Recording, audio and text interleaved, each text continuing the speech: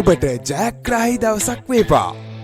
අද මැයි මාස 14 වන බදාදා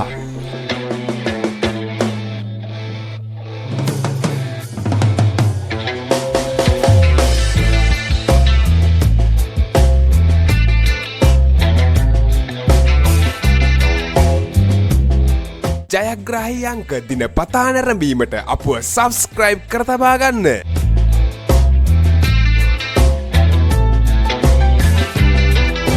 නිවැරදි ජයාංක, නිවැරදි ඉංග්‍රීසි අක්ෂරය, නිවැරදි සෙකන්ඩ් chance ජයාංක ඔබට පහතින් දිස්සේ.